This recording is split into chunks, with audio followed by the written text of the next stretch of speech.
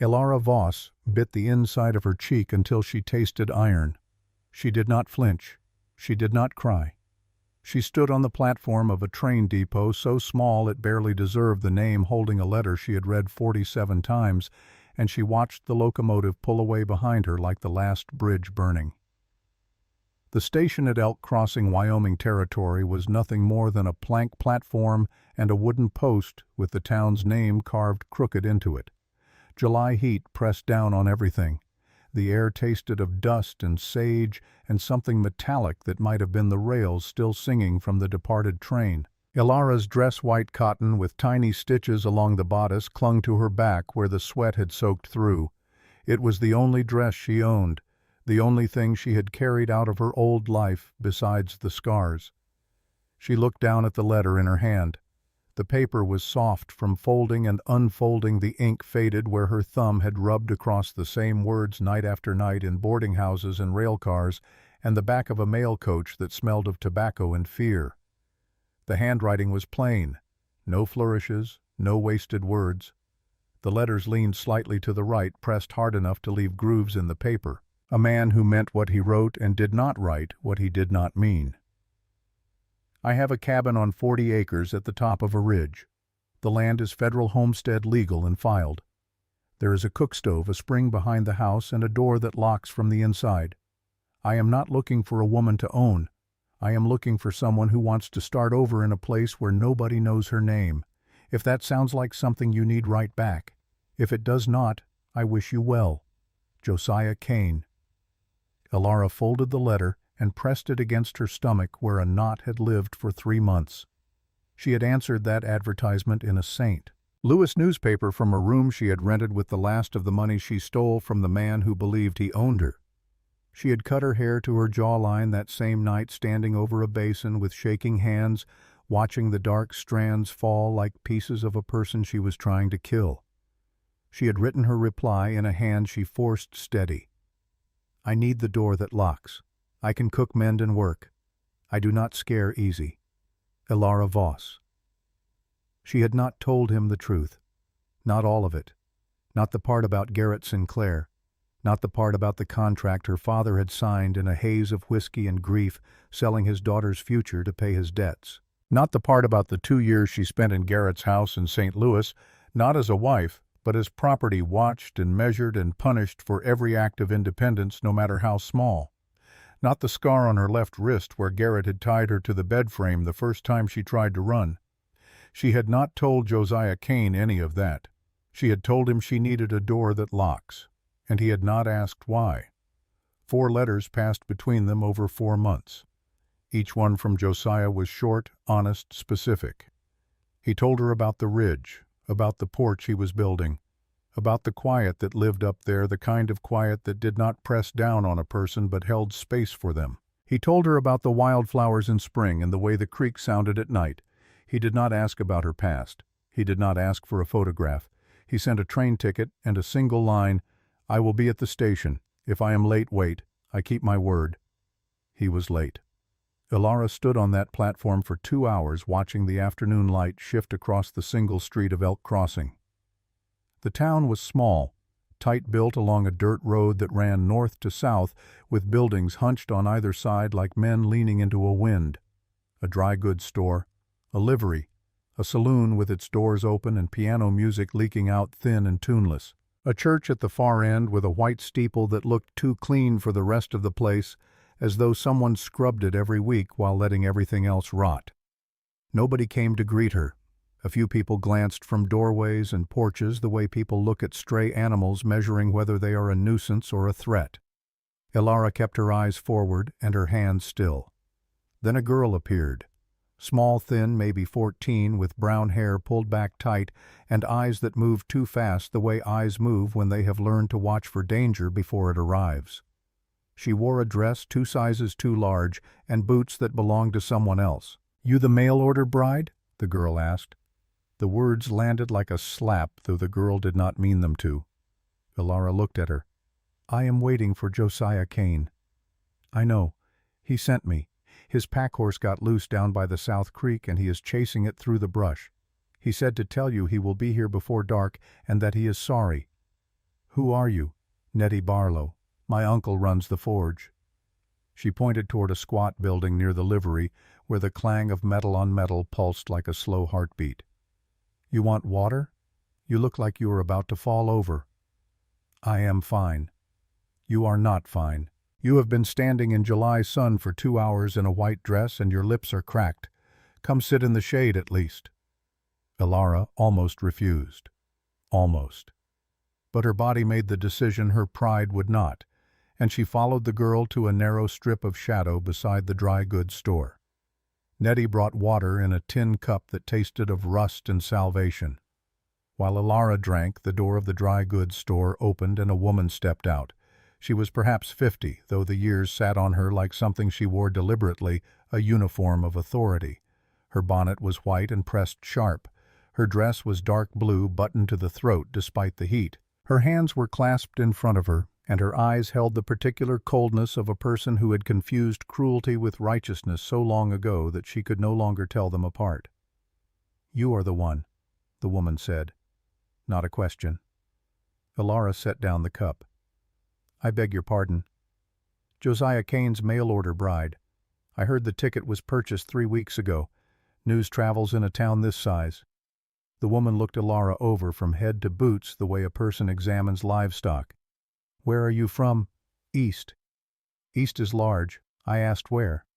And I answered. The woman's mouth thinned. She turned to Netty. "Does your uncle know you are running errands for Josiah Kane?" Netty's face went blank in a way that told Elara the girl had practice at making herself invisible. "I was just bringing water, Mrs. Whitmore." "Go home, Netty." Netty glanced at Elara. Something passed between them that was not yet friendship, but was the beginning of recognition. One girl who knew what it meant to be watched. Another who knew what it meant to be controlled. Netty left without a word, but she looked back once from the corner of the livery. Elara held her gaze until the girl disappeared. Edna Whitmore turned back to Elara. "Josiah Kane is a strange man, Miss whatever your name is. He lives alone on a hill and refuses every offer of fellowship this town extends. My son Silas offered him a partnership 6 months ago, a fair and generous arrangement, and Mr. Kane refused without so much as a handshake. Perhaps he had his reasons. Perhaps he did. And perhaps a woman who arrives with one bag and no family and no name anyone has heard of has her reasons too." Edna leaned in slightly. Her breath smelled of cloves and judgment. "Elk Crossing is a Christian town, Miss Voss. We look after our own, and we notice what does not belong." Elara met her eyes. She had spent 2 years being measured by a man who believed ownership was the same as love. She knew the weight of another person's gaze when it was designed to make her feel small. She had stopped shrinking a long time ago. "Then you will notice me," Elara said. Edna Whitmore held the stare for 3 seconds. Then she turned and walked back into the dry goods store, the door closing behind her with a sound like a period at the end of a sentence. Elara sat in the shade and pressed her palms against her knees to stop them from shaking. Not from fear, from the effort of standing still when every nerve in her body was screaming at her to run. She did not run. She had done enough running. The sun was touching the ridge line when Josiah Kane arrived. He came on a bay horse with a pack horse trailing behind both animals, dusty and tired. He was not what she had imagined. She had pictured someone larger, someone whose presence announced itself. Josiah Kane was lean, not tall, with dark hair pushed back from a face that had been burned brown by years of weather. His shirt was plain sleeves rolled to the elbows, and where the cotton pulled tight across his back, she could see a scar running along his left shoulder blade, long and pale, the kind a blade makes. His hands were rough, his eyes were gray. Not the bright gray of storm clouds, but the gray of river stones worn smooth by things that had passed over them. He dismounted and stood in front of her. He did not smile. He did not extend his hand. He looked at her the way a man looks at something he is trying to understand without asking questions he is not sure he has earned. "You are Elara." "I am. I am Josiah. Your luggage." Elara lifted the single canvas bag at her feet. He looked at it, then at her. Something moved behind his eyes, a calculation that was not suspicion, but something closer to sadness. "Light traveling," he said. "Light traveling." He took the bag and strapped it to the pack-horse. He did not touch her. He did not offer his arm or his hand. He swung onto his horse and held the reins of hers, a calm sorrel mare, while she mounted. He waited until she was settled before he moved. Then he turned north toward the ridge and they rode.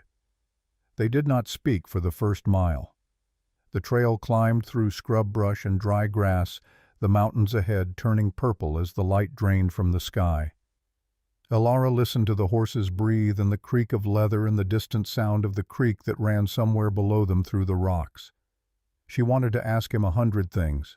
She asked none of them, because for the first time in 3 months, in the rhythm of the horse beneath her and the silence of the man ahead, she felt something she had forgotten existed. Not safety, exactly. Not yet. But the absence of threat. The simple, enormous relief of being near a person who was not calculating how to use her. The cabin appeared as they crested the ridge. It sat in the center of a clearing surrounded by wildflowers that had dried gold in the summer heat. Pine logs, stone chimney, a half-finished porch with boards stacked neatly beside it. The place was small and plain and solid, built by hands that cared more about function than appearance. Josiah helped her down. His hands went to her waist, brief, firm, respectful, and then withdrew. He pointed to the door. "Water is from the spring out back. Cook stove still has heat from this morning. There is stew in the pot and bread on the table." He paused. Then he reached into his pocket and pulled out a key. Iron, heavy, old-fashioned. He held it out to her. "Door locks from the inside. Like I wrote." Elara took the key. Their fingers did not touch. "We are not sharing the bed," she said. Not a question. A line drawn in the air between them. Josiah looked at her. No surprise, no offense, no flicker of the entitlement she had learned to read in men's faces the way other women read weather. "I put the advertisement in the paper because I needed someone here. Not in my bed. On this land. When you are ready to call this something more than an arrangement, I will know. There is no rush. I have been alone for 3 years. A few more months of sleeping on the porch will not kill me." He turned toward the barn. Then he stopped. "One more thing. I do not ask questions about where people come from. Out here a person is who they are today. Yesterday does not live on this ridge unless you bring it." He walked away. Elara stood in the doorway holding the key. The cabin smelled of pine and wood smoke and the ghost of bread baked that morning. She stepped inside. One room. A cot with a wool blanket. A table with 2 chairs. The cook stove still warm. On a single shelf against the wall, 3 objects, a Bible with a cracked spine, a tintype photograph in a wooden frame, and a child's carved horse, small enough to fit in a palm. She moved closer to the photograph. A woman with dark hair and kind eyes held an infant against her chest. The woman was looking at the camera with an expression Elara recognized. Trust. Complete, unguarded trust in whoever stood on the other side of the lens. Elara set the photograph down and did not touch it again. She ate the stew standing at the table because sitting felt too much like staying, and she was not sure yet if she was staying or merely pausing between one danger and the next. She ate fast the way people eat when they have learned that food can be taken away. Then she locked the door. She tested it, pushed against it, pulled. The iron bolt held. She pressed her forehead against the wood and breathed. The last door she had stood behind was in Garrett Sinclair's house in St. Louis, a door with a lock on the outside. She had memorized the sound of that lock turning the click that meant another night of wondering whether he would come in, whether his footsteps would stop outside or continue past, whether his mood would be the cold, quiet kind or the other kind, the kind that left marks. She had to explain to the grocer and the seamstress and the minister's wife, who always looked at Elara's wrists and never asked. This lock was different. This lock answered to her hand and no one else's. Elara lay on the cot. The wool blanket smelled of soap and open air. Through the window she could see stars appearing one by one over the ridge, fierce and silent. She could hear Josiah moving on the porch, settling in for the night. The creak of wood, the sound of a man pouring water, then nothing, just breathing, steady, unhurried. A man with no intention of opening her door. She closed her eyes. For the first time in 2 years, she slept without dreaming of locks. She woke to the sound of hammering, steady, rhythmic, unhurried, the sound of a nail finding its place in wood. Elara sat up.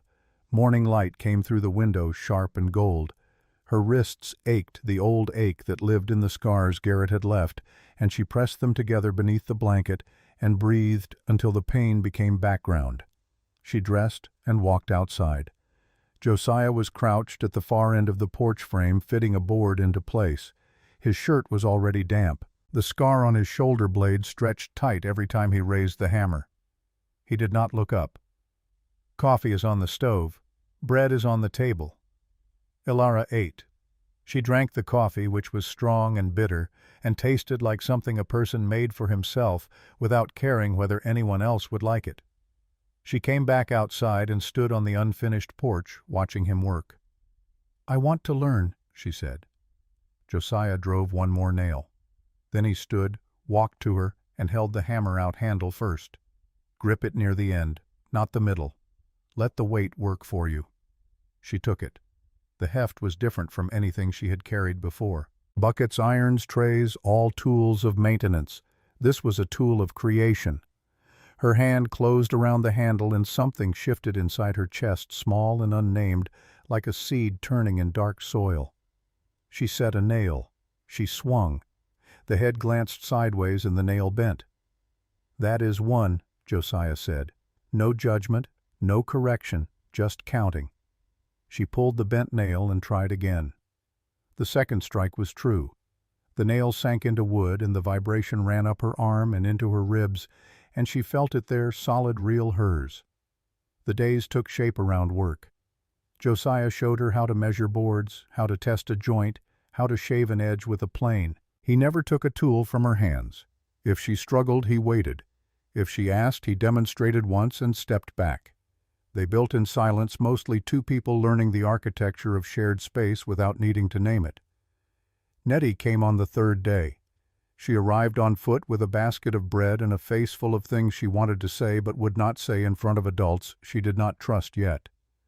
Elara noticed the bruise on the girl's forearm, yellow-green and fading, the kind that comes from fingers gripping too hard. She noticed the way Netty flinched when a board fell from the stack and hit the ground with a bang. She did not ask. Not yet. She poured Netty water and let the girl sit on the porch and watch them work, and when Netty reached for a nail and held it up with a question in her eyes, Elara handed her the hammer. On the 5th day, Netty told her about Silas Whitmore. They were sitting on the finished section of porch legs hanging over the edge while Josiah split wood near the barn. Netty spoke quietly, not from shyness, but from practice, from knowing that certain words carried weight in a town where walls were thin and loyalty was bought. "Silas runs everything, not officially. His father has the pulpit and his mother has the church women, but Silas holds the money. Mine contracts lumber, permits the trade route through the pass. If Silas does not approve a business, it does not survive winter." "What does that have to do with Josiah?" 3 months before you came, Silas offered Josiah a deal. Let Silas use Broken Ridge as a supply station for the northern trade route. In exchange, Josiah gets protection and supplies. Josiah said no. Since then, no one in town will sell to Josiah. My uncle will not forge nails for him. The dry goods store will not fill his orders. Silas is squeezing him. Why did Josiah say no? Because Josiah does not answer to anyone, and Silas cannot stand a man he cannot control. Elara felt the shape of something forming a picture larger than one cabin on a ridge. She looked at Netty. "Why are you telling me this?" Netty was quiet for a moment. Then she said something that dropped through Elara like a stone through still water. "Because the last girl who said no to Silas disappeared. Her name was Caroline Meeks. She worked at the trading post. Silas wanted to court her. She refused. Everyone says she left town one night, just packed up and went east. But I do not believe it." "Why not?" "Because she left her mother's ring behind. I found it. Not at her cabin. At my uncle's forge. Buried in the ash pit." The words hung between them. Elara felt the hair rise on her arms despite the heat. "Netty, does anyone else know this?" "No." "Why are you telling me?" Netty looked at her with eyes that were too old for 14. "Because you have a door that locks from the inside, and because you are the first person who ever handed me a hammer instead of telling me to go home." That night after Netty left and the stars came out, and Josiah settled into his place on the porch, Elara lay in the cot staring at the ceiling. She pressed the key against her palm until the iron teeth bit into skin. She had come here to hide, to put 1,000 miles between herself and Garrett Sinclair and the contract her father had signed with shaking hands while the whiskey made the room spin. She had come to disappear. But Elk Crossing was not empty ground. It was a town with its own predator, its own silences, its own girls who vanished and left rings behind in ash pits. And Josiah Kane, the man who had offered her a locked door and asked nothing in return, had not told her the whole truth either. Because Netty had said one more thing before she left, standing at the gate with the sun behind her and her voice barely above a breath. "Elara, Josiah did not put that advertisement in the paper because he was lonely. He put it in because he knows Silas is coming for this land, and a man living alone on a ridge is easy to erase. But a man with a wife, a family that is a homestead, that is federal protection, that is a name on a record that someone would have to explain if it disappeared." Elara closed her eyes. "You are not his bride," Netty had whispered. "You are his witness." The key pressed harder into Elara's palm. Outside, the wind moved through the meadow grass and the cabin creaked, and Josiah's breathing was steady on the porch and somewhere far to the east. In a city she had fled with stolen money and a stolen name, Garrett Sinclair was turning over a tintype photograph of a woman with short dark hair and asking questions that would eventually lead him here. Elara did not sleep. She lay in the dark and listened to the distance closing. Elara did not confront Josiah at breakfast. She sat across the table from him, ate the bread he had baked, drank the coffee he had boiled, and studied his hands while he was not looking. They were the hands of a man who had built things alone for a long time, scarred across the knuckles, nails cracked from work, steady in the way that only grief or discipline can make a person steady. She waited until they were on the porch, until the hammer was in her hand and a nail was set and the morning sun had climbed high enough to burn the dew from the meadow grass. Then she drove the nail in one clean strike and said without turning around, "You did not bring me here to be your wife." Josiah's hammer stopped mid-swing. "You brought me here to be proof that you exist, so that when Silas Whitmore comes for this land, there is a name beside yours on the record, a family, something federal that cannot be erased without someone asking questions." She pulled another nail from the tin and set it against the board. Her hands were not shaking. She would not allow them to shake. "Tell me I am wrong." Josiah lowered the hammer to his side. He did not look away from her. He did not shift or stammer or reach for an excuse. He stood in the morning light with sawdust on his sleeves and the weight of 3 years of solitude pressing down on his shoulders, and he told her the truth. "You are not wrong." The words landed clean between them. No apology wrapped around them. No softening. "When I first put the advertisement in the paper, I was thinking about the land, about Silas and his contracts and his mother and his father on that pulpit every Sunday, telling the town that God rewards obedience, meaning obedience to the Whitmores. I knew he wanted this ridge. I knew a man alone up here was a problem he could solve quietly. So yes, I needed a name beside mine. I needed someone the territory would notice if she vanished." Elara drove the second nail. The sound rang across the clearing and scattered a pair of finches from the roof beam.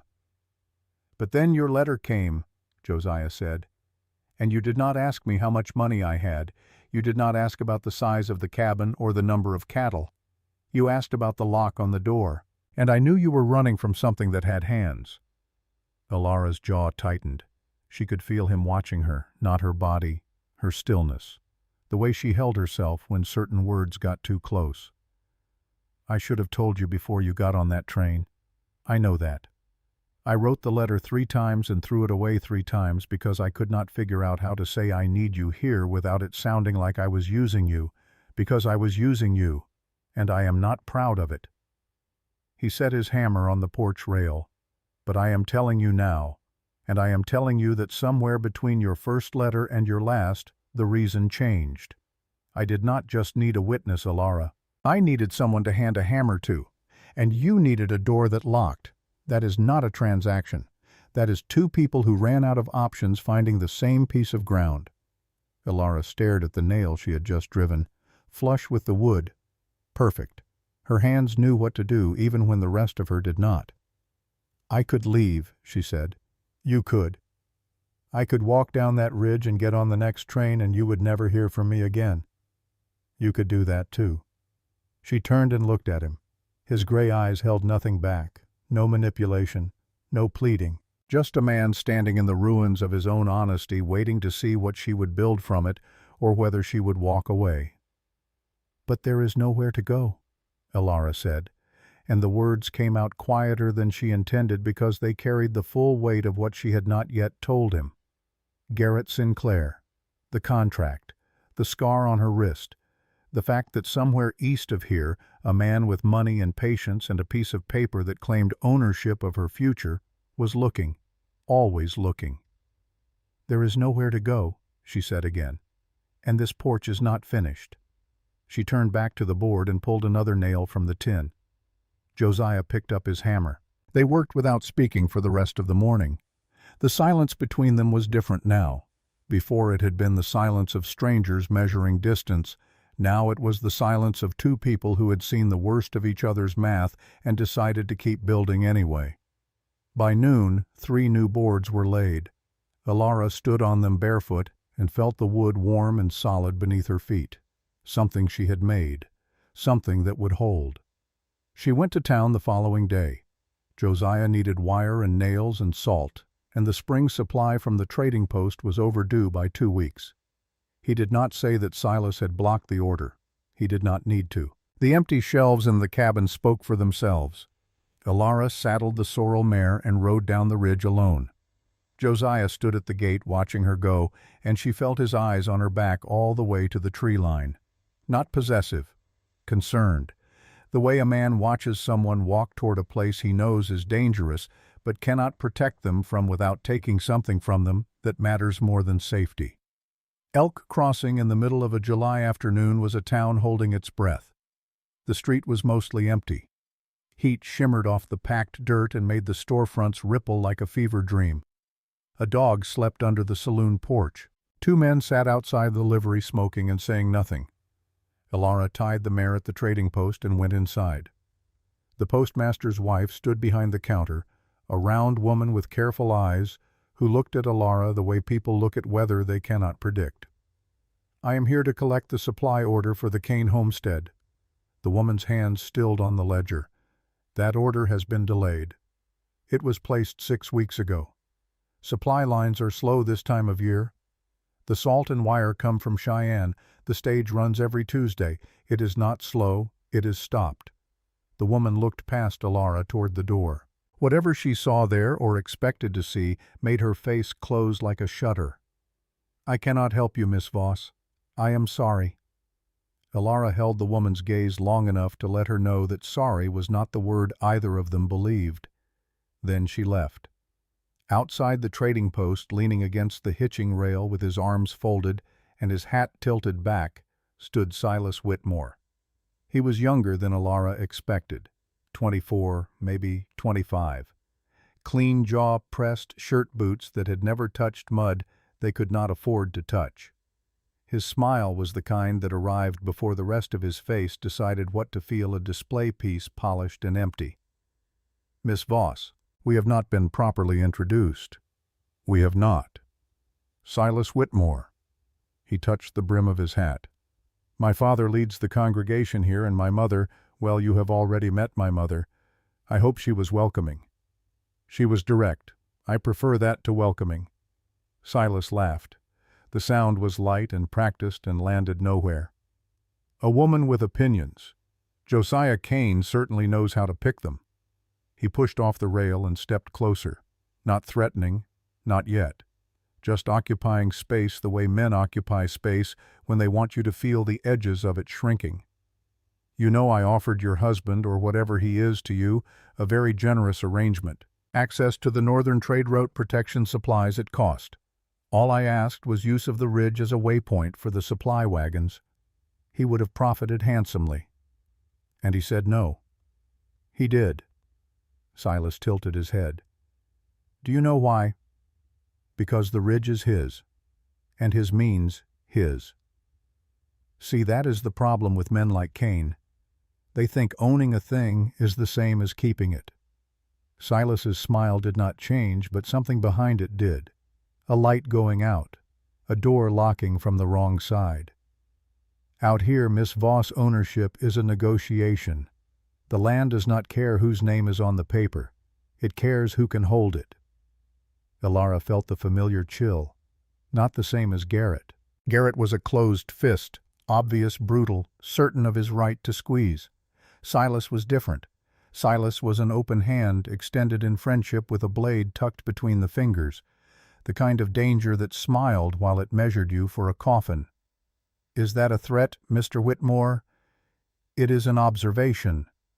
He stepped back, hands raised, palms out, the gesture of a man who wanted witnesses to see his reasonableness. I am a businessman, Miss Voss. I do not threaten. I simply pay attention.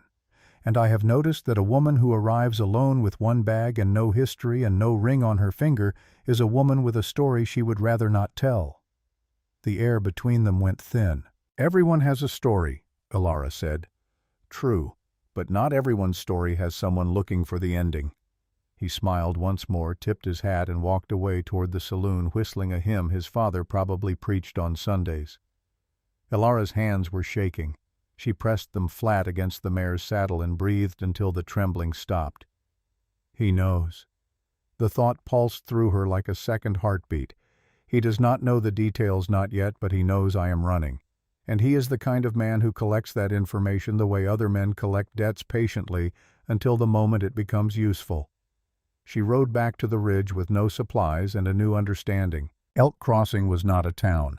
It was a cage built from scripture and commerce, and Silas Whitmore held every key except the one in her pocket that opened Josiah's door. Netty was waiting at the gate when she arrived.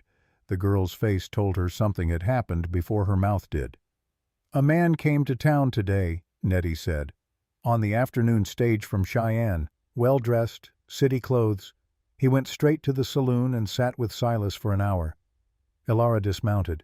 Her legs felt like they belonged to someone else. He was asking about a woman, young, dark hair cut short. He said she might be using a different name. Netty paused. He had a photograph. The ground shifted beneath Elara's feet. She gripped the saddle to keep from swaying. The evening light turned everything gold and sharp and terribly clear. Elara. Netty's voice was small and steady, the voice of a girl who understood fear but refused to be governed by it. Who is he? Elara closed her eyes.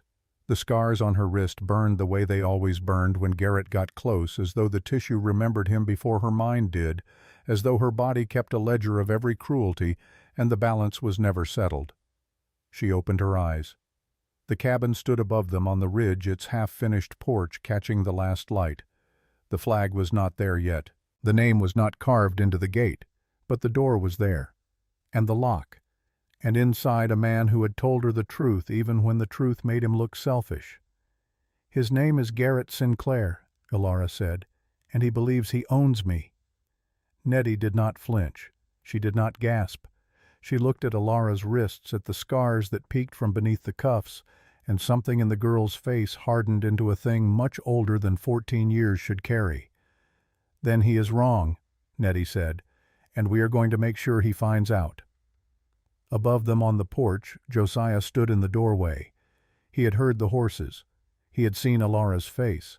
He did not come down the steps. He did not ask questions. He simply stood there holding a cup of coffee, the cabin light behind him, the door open, waiting for her to come inside when she was ready. Elara led the horse through the gate. Netty walked beside her. And somewhere in the town below, in a saloon that smelled of whiskey and ambition, two men who believed the world was something you could buy sat across a table from each other, discovering they wanted the same thing. The woman on the ridge, the land beneath her feet, and every freedom she had left. The days after Netty's warning moved differently. The air on Broken Ridge still smelled of pine and sage and the clean mineral scent of the spring behind the cabin, but underneath it, something had changed. A tightness. The way the world feels before a storm when the sky is still blue, but the animals have gone quiet. Elara did not tell Josiah about Garrett immediately. She carried the knowledge around inside her for 2 days, like a stone she had swallowed, feeling it press against her ribs every time she breathed. She needed to understand the shape of the danger before she named it. She needed to know whether telling Josiah would make her safer or simply make her someone else's problem to solve. She had spent 2 years being Garrett Sinclair's problem. She had spent her entire girlhood being Elara Voss's daughter, which was another way of saying his burden, his excuse, his collateral. She was done being the weight other people carried so they could feel noble about the carrying. So she worked. She drove nails into the porch boards with a fury that made her bandaged palms bleed through the cloth. She hauled water from the spring-split kindling sanded boards until the grain was smooth enough to press her cheek against. She worked the way people work when the alternative is thinking, and thinking is the thing that will break them. Josiah watched her. He did not comment on the pace. He did not tell her to slow down or rest or take care of herself. He simply adjusted his own rhythm to match hers, staying close enough to be present far enough to let her breathe. Parallel labor, shared silence, the rhythm of a household forming without either of them naming it. On the 3rd morning before dawn, Elara woke to a sound that was not hammering. She sat up in the cot. The cabin was dark. Through the window, the first gray suggestion of light was just beginning to separate the ridge from the sky. She listened. Nothing. No footsteps, no hooves, no wind. But something had pulled her from sleep, and the scars on her wrist were burning the way they always burned when the past crept close. She rose, wrapped a blanket around her shoulders, and reached for the door. Her hand touched the bolt and stopped. It was unlocked. She had forgotten. The day before had been the hardest work yet. 12 boards carried and nailed and sanded until her arms could not lift a cup, and she had fallen onto the cot without checking the lock for the first time since she arrived. The realization hit her like cold water. Then she heard breathing on the other side. She opened the door. Josiah was sitting at the table. Not on the porch where he slept, at the table inside the cabin. He must have come in for water or coffee and stayed. Her body went rigid. Every muscle tensed against the memory of another man entering a room she thought was locked, another set of footsteps crossing a floor in darkness. Then she saw what was in front of him. The tintype photograph. Margaret and Samuel. The woman with kind eyes holding the baby against her chest. Josiah was not touching the picture. His hands were flat on the table on either side of it, palms down, fingers spread as though he were holding the wood in place. As though without the pressure of his hands the table and the cabin and the ridge and the entire world might simply come apart. He was not crying. His eyes were dry. But his breathing was wrong. Too slow. Too controlled.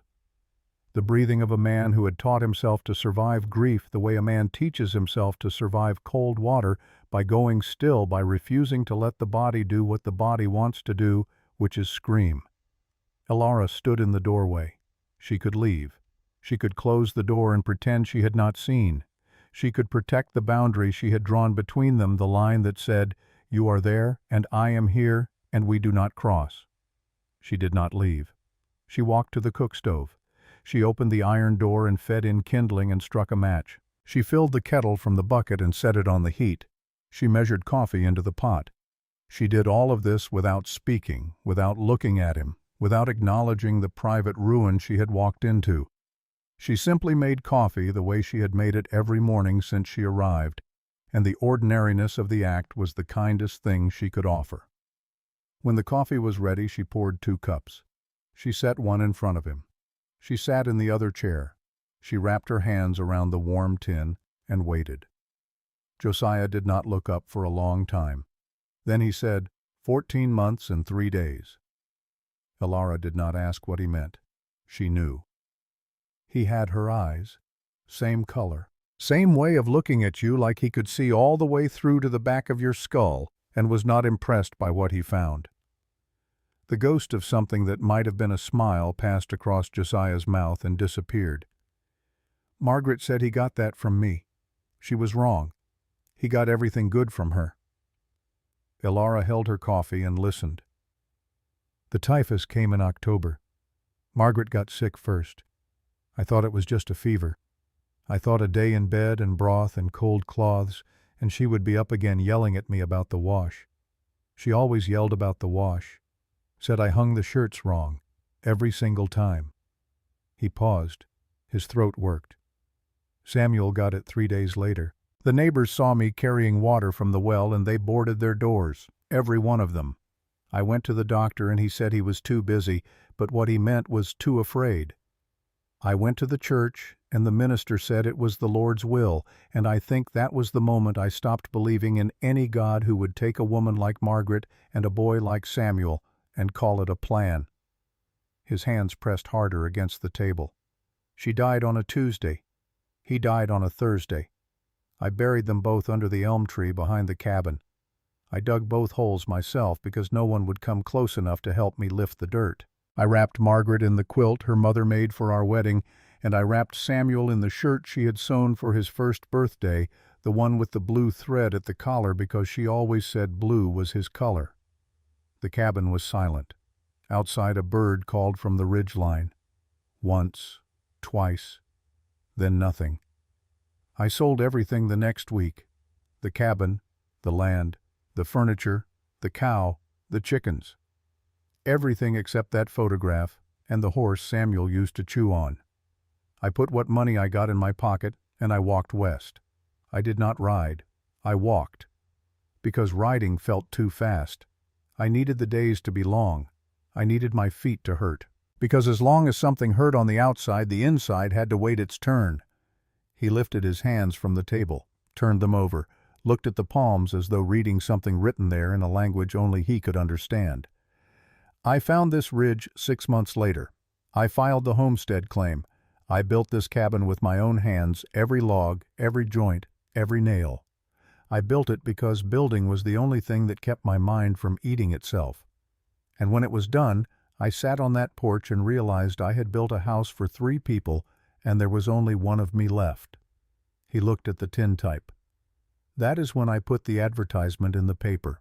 Elara set her coffee down. She reached across the table, not to touch his hand. She placed her fingers on the edge of the photograph frame gently, the way you touch something that belongs to someone else's grief with permission and without ownership. What was her voice like? Elara asked. Josiah blinked. Of all the things she could have said, that was not what he expected. Her voice, when she yelled at you about the wash, what did it sound like? Something cracked behind his eyes, not breaking, opening. Low, rougher than you would think for a woman her size.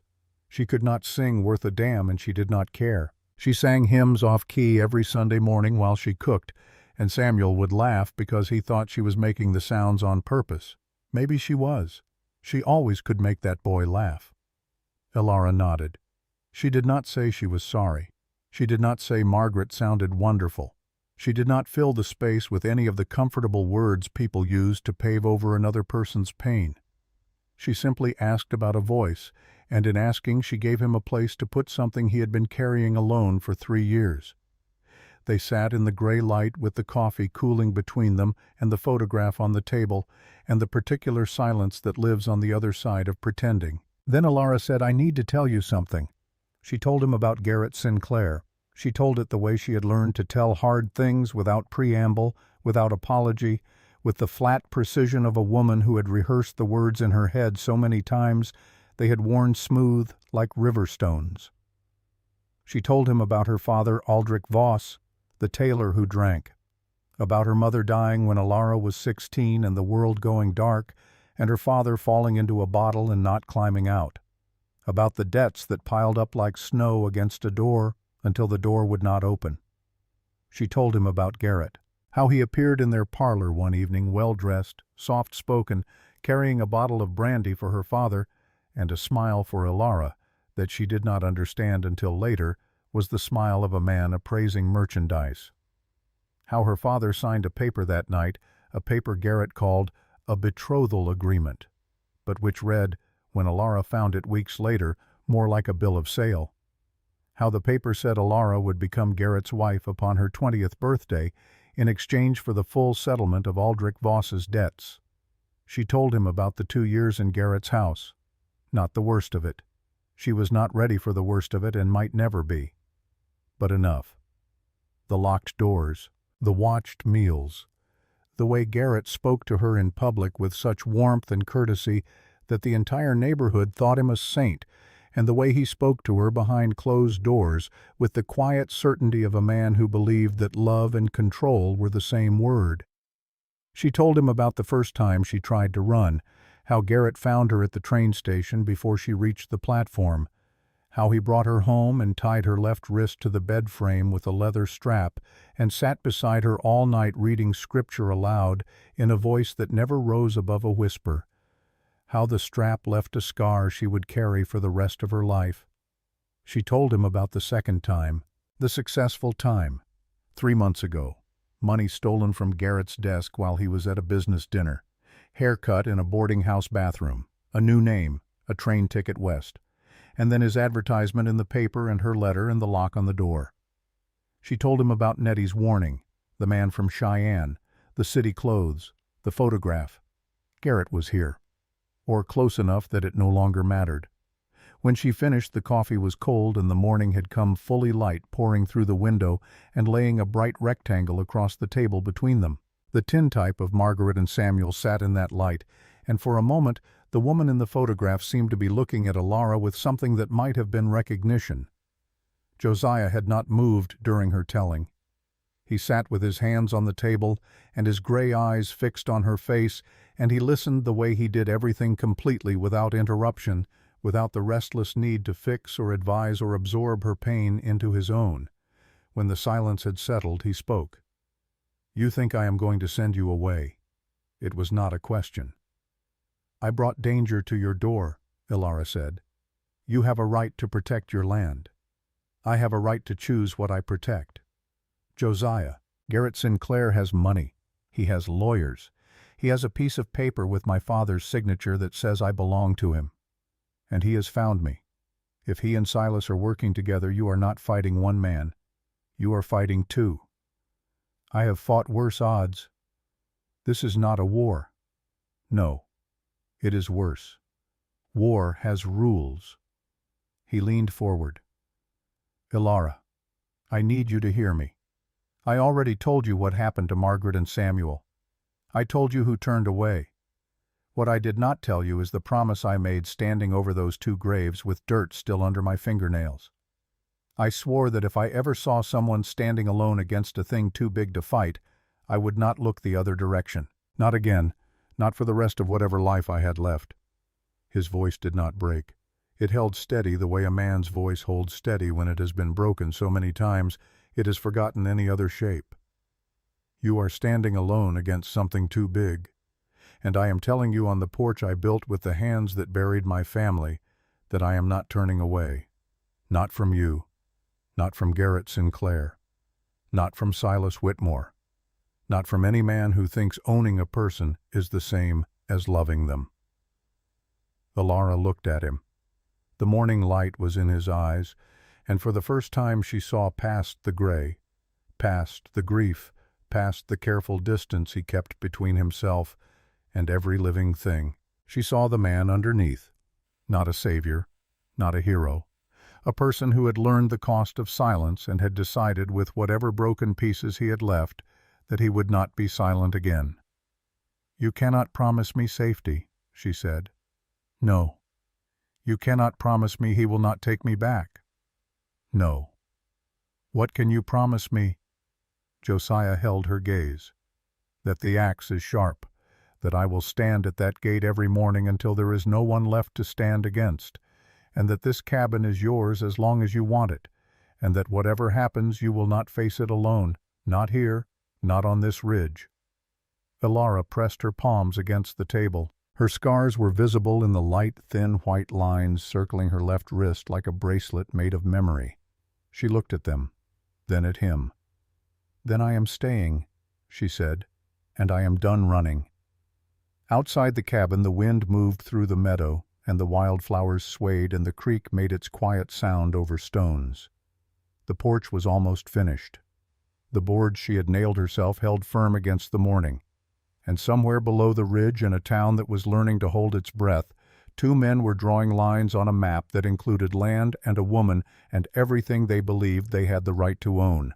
But on the ridge, in a cabin built for ghosts and inhabited by survivors, a woman who had spent her life being told she was property sat across a table from a man who had lost everything, and they made a decision together without ceremony, without romance, without any of the words the world uses to make such moments pretty.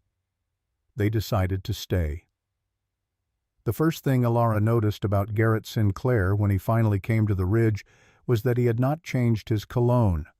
3 months and 1,000 miles, and the man still smelled of bergamot and cedar and the particular musk of expensive soap, the scent that had soaked into the pillows of the house in St. Louis, into the curtains, into her hair, into the fabric of every dress he chose for her, until she could not tell where the smell ended and her captivity began. He came on the 7th day after Netty's warning, a Tuesday. Elara would remember that because Margaret had died on a Tuesday, and there was something cruel in the symmetry, the way the universe repeats its patterns as though testing whether you have learned anything since the last time it broke you. But before Garrett came, there were 6 days of waiting. And waiting, Elara discovered, was its own kind of violence. She and Josiah fell into a rhythm that was part work, part preparation, part the wordless choreography of two people who understood that the ground beneath them was no longer stable. Josiah reinforced the fence posts. He did it casually, without announcement, the way a man checks the locks before bed. But Elara saw the way he chose the thickest timber, the way he sank the posts deeper than a fence required. He was not building a boundary, he was building a line. He showed her where the rifle hung above the door frame. He did not hand it to her. He simply reached up and touched the stock and said, "Loaded, oiled, clean. You think I will need it? I think a person should know where the tools are. My mother taught me to shoot, squirrels and rabbits mostly, before she died." Josiah looked at her. A man is not much different from a rabbit when he is scared enough. You point and you breathe, and you do not close your eyes. I will not close my eyes. I know you will not. That was all. No drama, no rehearsal, an acknowledgement of what might come, spoken plainly without the comfort of pretending it was something else. Netty came every day that week. She arrived in the morning with bread or dried meat or whatever she could take from her uncle's kitchen without being noticed, and she stayed until the afternoon light began to angle west. The bruise on her arm had faded, but a new one appeared on her shin, and when Elara asked about it, Netty said she had bumped into the anvil, and her eyes said something entirely different. On the 4th day, Netty brought information. She sat on the porch with her knees pulled to her chest, and her voice held low even though there was no one within a mile who could hear. Garrett Sinclair has been in town for 5 days. He is staying at the boarding house above the saloon. He eats breakfast with Silas every morning. They talk for an hour, sometimes longer, and then Garrett walks through town smiling at people like he belongs here. He does that, Elara said. He makes himself belong everywhere. It is how he operates. He learns the shape of a place, and then he fills it. Silas likes him. I can tell by the way Silas walks after their meetings, taller, louder, like someone has poured something into him that was empty before. Garrett is good at that too, making men feel bigger than they are. It is how he builds alliances. He finds the hollow places inside people and fills them with whatever they need to hear. Netty looked at her. You talk about him like you are studying an animal. I am. I studied him for 2 years from inside his house. I learned every sound he makes, every shift in his breathing, every way his voice drops half a note before he does something cruel. I learned him the way a prisoner learns the guard's schedule, not because I was fascinated, because my survival depended on it. Netty was quiet. Then she said, "There is something else." "Tell me." "Garrett has a document. I heard Silas talking about it at the forge when he came to yell at my uncle about a late order." Silas said Garrett has legal papers, a contract, or an agreement signed by your father that gives him some kind of claim to you. He said it was as good as a marriage certificate in some territories. Elara's stomach turned. The betrothal agreement, the paper her father had signed with a hand so unsteady the ink had pooled at every down stroke.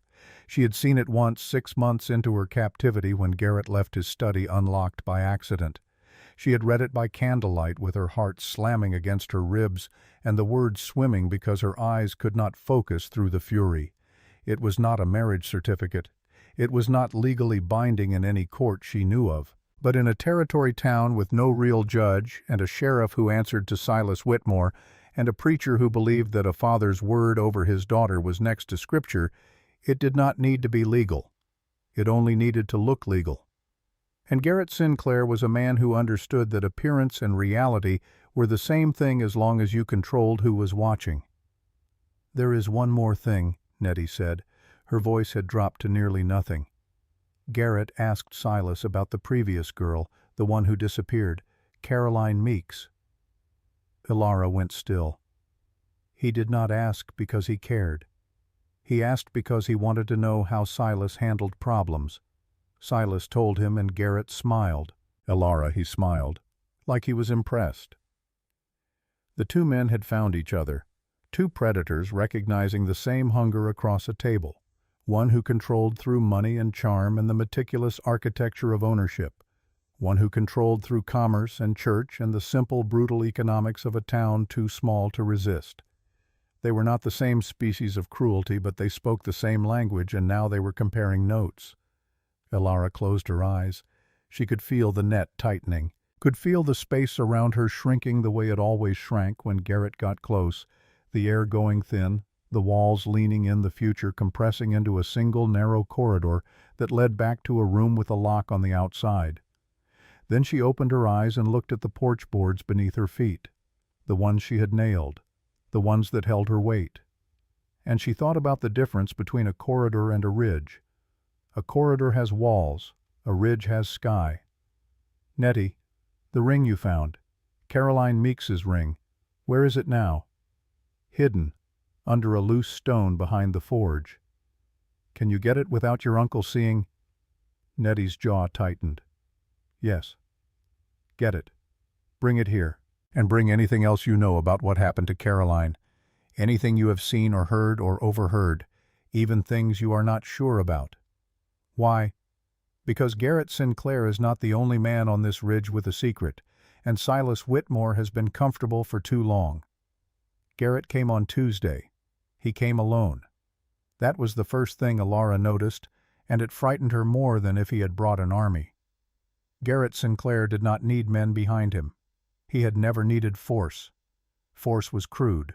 Force left marks that other people could see. Garrett preferred this kind of violence that happened inside a person's mind, the slow dismantling of certainty, the patient erosion of will, until the woman standing in front of him began to wonder whether the cage she lived in was actually a cage at all, or just a room she had chosen to stay in. He rode a hired horse up the ridge trail in the late morning heat, dressed as though he were attending a business meeting in a city that did not exist for 500 miles in any direction. Gray suit, white shirt, a cravat pinned with silver. His boots were polished. His hair was combed. His hands held the reins with the casual ease of a man who had learned to ride for the aesthetics of it rather than the necessity. Josiah saw him first. He was splitting wood near the barn, and the steady rhythm of the axe stopped mid-swing in a way that made Elara turn from the porch where she was sanding a doorframe. She followed Josiah's gaze down the trail, and the breath left her body. It was not fear. It was something worse than fear. It was recognition. The way the body knows a thing before the mind can name it. The way a horse knows a rattlesnake by the sound alone. Every nerve in Elara went taut, and the scar on her wrist began to burn, and for 3 full seconds she was back in St. Louis, standing in the hallway of a house that smelled of bergamot and control, listening to footsteps approach a locked door. Then Josiah's voice cut through it. "Elara." She looked at him. He had not moved from the chopping block. The axe rested against his thigh. His gray eyes were steady and present and fixed on her with the same unhurried certainty that had met her at the train station 7 days ago. "You are here," he said. "You are on this ridge, and you are not alone." 3 sentences. No comfort. No promise that everything would be fine. Just the coordinates of her reality. Where she was, what she had. The rest was hers to decide. Elara set down the sandpaper. She stood. She smoothed her shirt, the plain flannel she wore now instead of the white dress, and she walked to the porch rail and waited. Garrett stopped his horse 10 feet from the gate. He dismounted with the same practiced elegance he brought to everything, every movement deliberate, every gesture composed for an audience. He brushed dust from his jacket that Elara knew was not there, and adjusted his cravat, and looked up at the cabin the way a man looks at a property he is considering purchasing. Then his eyes found Elara, and he smiled. It was the smile she knew better than any other expression in the world. Warm, open, reaching his eyes in a way that fooled everyone who did not know that warmth could be a weapon, that openness could be a trap, that a smile could be the door of a cage swinging wide to let you think you were free. Elara. He said her name the way he always said it, with a softness that made it sound like a prayer. "You look well." "Do not." The smile flickered, the smallest crack. He recovered instantly. "I did not come to fight. I came to talk. Surely after everything we have shared you can give me that." "We did not share anything. You took, and I survived." Garrett's jaw tightened, just a fraction. The movement that preceded a shift in strategy, the slight recalibration of a man adjusting his approach the way a marksman adjusts for wind. "I see you have been rehearsing. That is fine. You always were dramatic, Elara. It was one of the things I found charming." Josiah moved from the chopping block to the gate. He did not rush. He planted himself in front of it with the axe at his side and his feet set wide, and he looked at Garrett Sinclair with the flat measuring regard of a man who has seen violence and does not fear it, but does not seek it either. "State your business," Josiah said. Garrett looked at him, a long, slow appraisal that moved from Josiah's worn boots to his scarred hands to the axe to his face. Whatever Garrett saw there did not impress him, and he let that show. It was another technique, making the other man feel small by the quality of his attention. "You must be Kane, the homesteader." Garrett produced a folded document from his jacket. "My name is Garrett Sinclair. I have come a very long way to collect someone who belongs to me. Nobody here belongs to you. I beg to differ."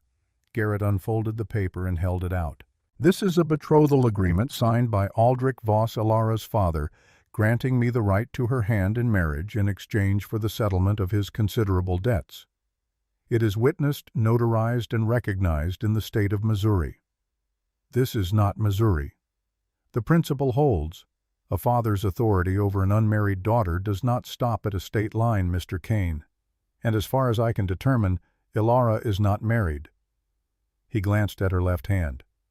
No ring. He smiled again. "Unless something has changed since she ran away from a home I provided for her out of my own generosity." Elara came down the porch steps. She walked past Josiah, past the gate, until she was standing 3 feet from Garrett Sinclair, close enough to smell him. Bergamot and cedar and the faint sourness beneath it that expensive cologne could not quite cover the smell of a man who sweated through his arrogance. "Give me the paper," she said. Garrett held it out. Their fingers did not touch. Elara unfolded it and read. She had seen it before, but reading it again, standing on ground she had helped build with the porch she had nailed behind her and the man she had chosen beside her, the words hit differently. They were smaller, thinner. The paper was just paper. The ink was just ink. The signature at the bottom, her father's name written in a hand so drunk it could barely hold the pen, was just the mark of a broken man making a broken choice in a broken room.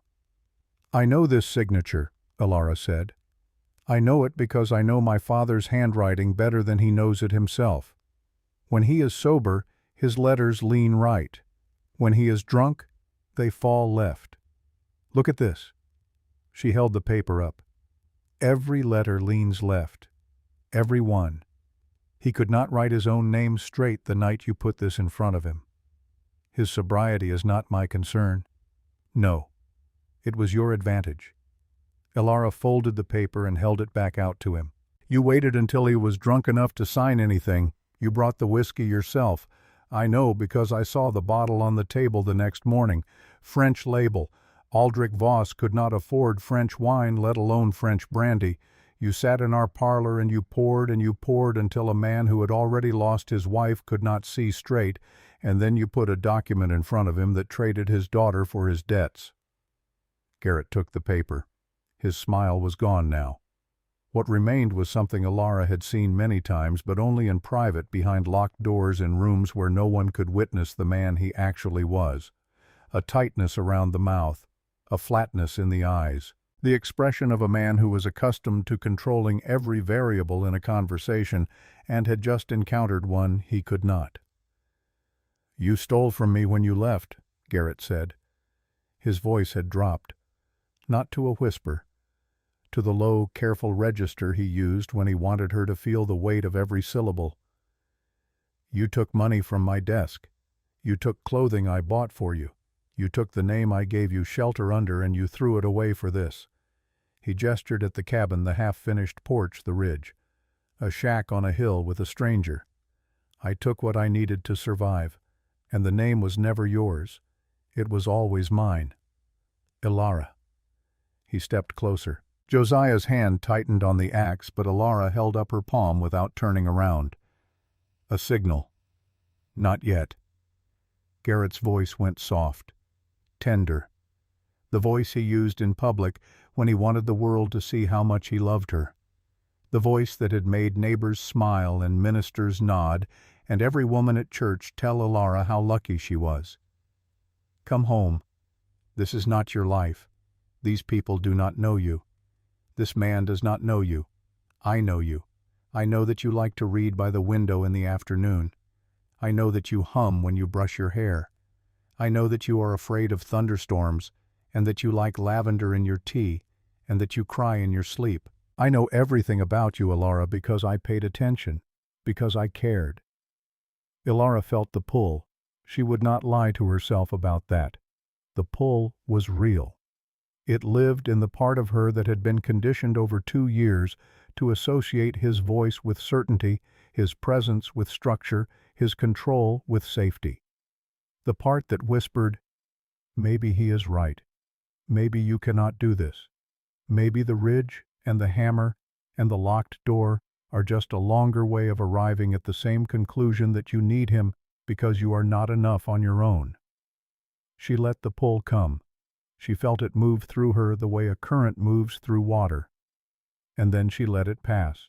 You did not pay attention, Garrett. You kept inventory. There is a difference. You catalogued my habits the way a man catalogues livestock so you would know if something was off, so you would know if I was planning to leave. That is not love. That is surveillance. She stepped back. 1 step. Her boot heel hit solid ground. The ground of broken ridge. The ground she stood on by choice. You do not know me. You know the woman who lived in your house because she had no other option. You know the girl who flinched when you raised your voice and went quiet when you entered a room and learned to make herself so small that maybe you would forget she was there for a night. That woman does not exist anymore. I killed her in a boarding house bathroom with a pair of scissors, and I am not sorry she is gone. Garrett's composure cracked. Not dramatically. A hairline fracture across the surface visible only to someone who had spent 2 years mapping every fissure in the mask. His left eye twitched. His right hand closed into a fist and opened again. The knuckles went white for half a second. You will regret this, he said. I have regretted every day of the last 2 years. I do not think one more will break me. I will go to the territorial judge. I will present this contract. I will have a legal order compelling your return. Then go, and when you get there, explain to the judge how you obtained that contract. Explain the brandy. Explain the debts.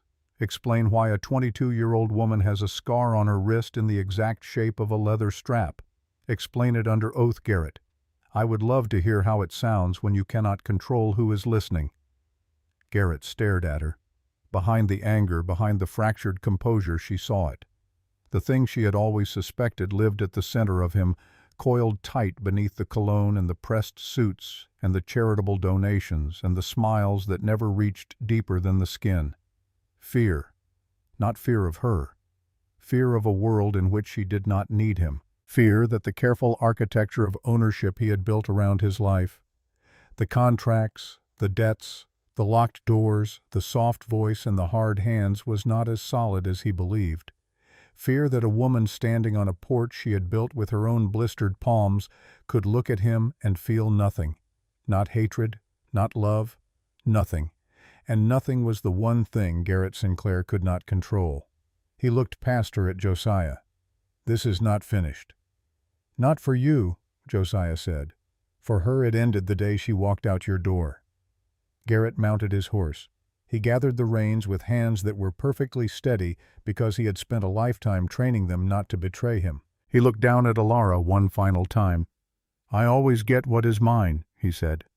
"I was never yours," Elara replied. "And that is the thing that is going to keep you awake tonight." He turned the horse and rode down the trail. Elara watched him until the dust settled and the sound of hooves faded and the ridge was quiet again, except for the wind and the creek and the hammering of her own heart. Then her knees buckled. Josiah caught her. Not her arm, not her waist. He caught her elbow, the lightest possible contact, enough to keep her upright, not enough to make her feel held against her will. She steadied herself and he let go. "You all right?" "No." She sat down on the top porch step. Her hands were shaking so hard she pressed them between her knees to hide it. "I have never spoken to him like that. In 2 years I never once stood in front of him and said what I actually thought. I just survived. I made myself quiet and small and I waited for opportunities. I never fought." "You fought every day," Josiah said. He sat beside her. Not close enough to touch, close enough to feel present. "Surviving a man like that is not the absence of fighting. It is the hardest kind." Elara leaned forward and pressed her forehead against her knees. She breathed, in and out, counting the breaths the way she used to count them in St. Louis when the footsteps stopped outside her door and she waited to learn which version of Garrett was on the other side. But the air here was different. It smelled of pine and sage and dust and the clean, sharp scent of water from the spring. It did not smell of bergamot. It did not smell of ownership. "He will come back," Elara said. "I know. He will not come alone next time. He will bring Silas, and Silas will bring men, and they will come with paper and force and whatever else they need to make this look legal. I know that too. And we have an axe and a rifle and 40 acres of federal land, and 12 people down in that town who are starting to wonder if Silas Whitmore is worth following." Josiah paused. "And a girl named Netty Barlow who knows where a dead woman's ring is buried." Elara lifted her head. She looked at him. The morning sun was in his eyes, and the gray had gone bright, almost silver, the color of something that has been through fire and come out harder. "Josiah, Silas killed that girl, or had her killed. Garrett knows and he does not care. If anything, it made him trust Silas more. 2 men who know how to make women disappear. Then we make sure nobody disappears." "How?" Josiah stood and looked out over the ridge. Below them the trail wound down through scrub and dry grass toward a town that was holding its breath. A town split between the people who did what Silas told them because they were afraid, and the people who were beginning to wonder what they had been afraid of all along. "We do what Garrett does not expect," Josiah said. "We stop defending. We stop waiting for them to come to us. We go to Cheyenne, not to run, to fight. On paper in front of a judge with witnesses and statements and everything they have done laid out in daylight where it cannot hide. And the ring is proof that Silas is not just a bully. He is something worse. And a federal marshal will care about that a great deal more than a betrothal contract signed by a drunk." Elara pressed her palms against the porch step. The wood was warm, solid, real. Beneath it the nails she had driven held fast. "When?" she said. Soon. Before Garrett reaches the territorial judge. Before Silas has time to close ranks. He turned to her. But first, Netty needs to come here, tonight. With the ring and with everything she knows. And she needs to be ready because once she talks, she cannot go back to that forge. Her uncle will know. Silas will know. And that girl becomes the most important witness in this territory. Elara nodded. She thought of Netty. 14 years old. Bruises she lied about. A ring hidden under a stone. A girl who had spent her life being told to be quiet and stay small and was choosing one terrifying step at a time to be neither. I will go get her, Elara said. Not alone. Yes, alone. If you come with me, Silas sees it as a threat. If I go alone, I am a woman visiting a girl. Nobody pays attention to women visiting girls. That is how we have always moved through the world, Josiah. Invisible until we choose not to be. He held her gaze. She could see the calculation behind his eyes, the part of him that wanted to stand at the gate and refused to let her ride into danger. The part that understood doing so would be no different from Garrett controlling which doors she walked through. He nodded. Take the mare. She knows the trail. And take this. He reached into his shirt pocket and pulled out a folded paper. His homestead claim. Federal land grant. Signed and stamped by the territorial office in Cheyenne. If anyone stops you, show them this. You are the wife of a property-holding citizen on federal land. Whatever word means in this territory, it means you are not a runaway. You are not property. You are a person with standing. Elara took the paper. She looked at the word he had written beside his own name on the line marked spouse. Her name, in his plain, unhurried handwriting. When did you add this? She asked. The night after you told me about Garrett. You did not ask me. I did not need to. It is not a marriage, Elara. It is a shield. Use it or do not. But it exists. She folded the paper and put it in her own pocket. She did not thank him. She was not ready to thank a man for writing her name on a piece of paper, even a man who had done it to protect her rather than own her. The difference mattered. But the wound was too fresh to let gratitude in without flinching. She saddled the mare and rode down the ridge toward Elk Crossing with the afternoon light at her back and the homestead claim against her heart and the taste of bergamot still fading from her memory like a bruise turning from purple to yellow to nothing. Elara reached the forge at dusk. The town was quiet in the way that towns go quiet when everyone is watching from behind curtains and pretending they are not. She could feel the eyes. From the dry goods store. From the boarding house above the saloon where Garrett Sinclair was no doubt sitting with a glass of something expensive watching the street with the patience of a man who believed time was always on his side. She tied the mare to the post outside the forge and walked in. The heat hit her first. The forge was a low building with a stone floor and a ceiling blackened by years of smoke. The fire was banked but still breathing, casting an orange pulse across the walls. Tools hung on hooks in precise rows. Hammers, tongs, chisels, files. The order of a man who controlled his workspace because he could not control anything else. Barlow stood at the anvil with his back to her. He was a thick man, short, with arms that belonged on someone a foot taller. His leather apron was scorched and his hands were black to the wrists. He did not turn around. Forge is closed, he said. I am not here for the forge. He turned then.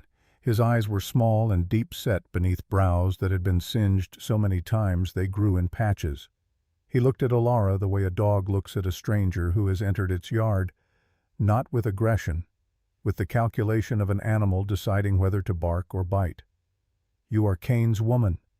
I am Elara Voss. I am here for Netty. Netty is not available. She is 14 years old.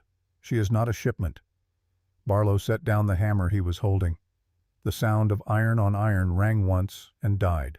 He wiped his hands on his apron, slowly, deliberately giving himself time to think, or giving her time to understand that he was not a man who appreciated being challenged in his own building. Netty is my blood. She lives under my roof. She eats my food, and she does not leave this forge without my say. Where is she? In the back, and she is staying in the back. Elara looked past him. A door at the rear of the forge was shut. No light came from beneath it. She thought of Netty in a dark room behind a closed door, and the parallel was so precise it made her teeth ache. "Mr. Barlow, I am going to walk through that door, and I am going to speak to your niece. You can step aside, or you can explain to the federal marshal why you prevented a citizen on territorial land from visiting a minor in your care." She held up the homestead claim. Barlow's eyes went to it. He could not read well, she suspected, but he knew the look of an official document. He knew the weight of a federal stamp. "Silas will hear about this," Barlow said. "I am counting on it." She walked past him. He did not move to stop her. She could feel his stare on her back, heavy and hot as the forge itself, but he did not reach for her, and he did not speak. Elara opened the back door. The room was small. A cot, a stool, a basin of gray water. No window. The air was close and smelled of metal shavings and sweat and the particular staleness of a space that never received light or breeze. Netty sat on the cot with her knees drawn up and her arms wrapped around them. Her left arm hung at an angle that was wrong. Not dramatically wrong. Subtly wrong. The shoulder sat lower than the other, and the girl held it close to her body the way a bird holds a broken wing. When Netty saw Elara, her face did something complicated.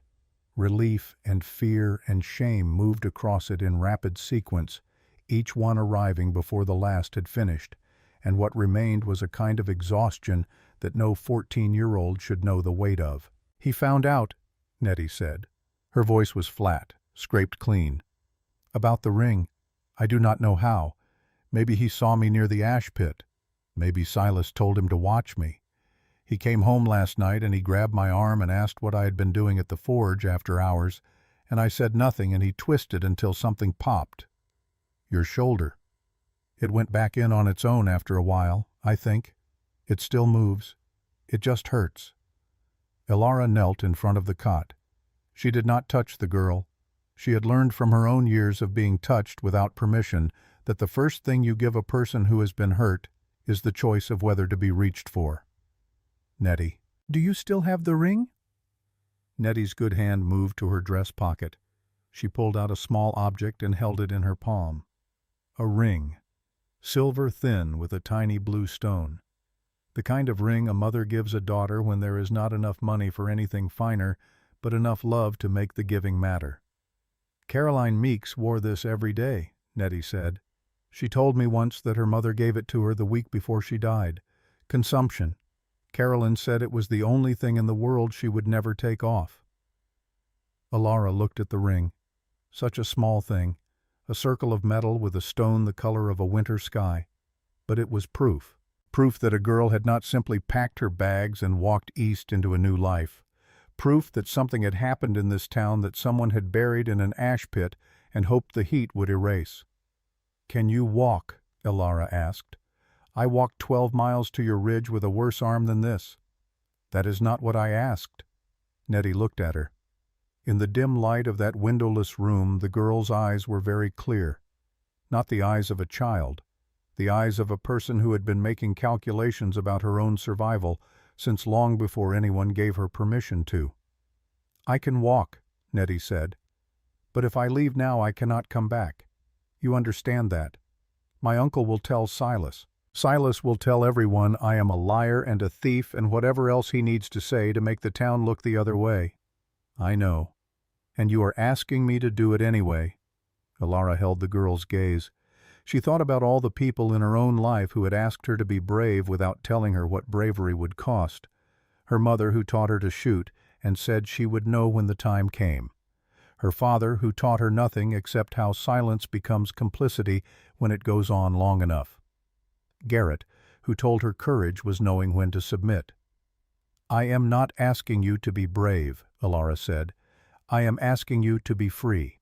And I am telling you that it will cost everything you have in this room, which from what I can see is a cot and a basin of dirty water and a door that does not lock from the inside. I am telling you that what comes next will be harder than this room and also better. And I am telling you that there is a porch on a ridge with a nail in it that you drove yourself, and it is still holding." Netty pressed the ring against her chest. "The next girl," she said. "What? You said this is about the next girl, the one who comes after me, the one who shows up at the gate with nothing." "Yes." "Then I am not just walking out of this room for me. I am walking out so that when the next girl comes there is somewhere to walk to." Elara held out her hand. Netty took it. They left through the back door, not the front.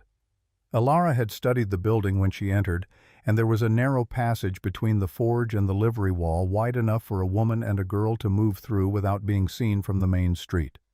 They came out behind the livery where the mare was tied, and Elara helped Netty onto the horse, careful around the damaged shoulder, lifting her by the waist, the way Josiah had lifted Elara that first evening at the cabin.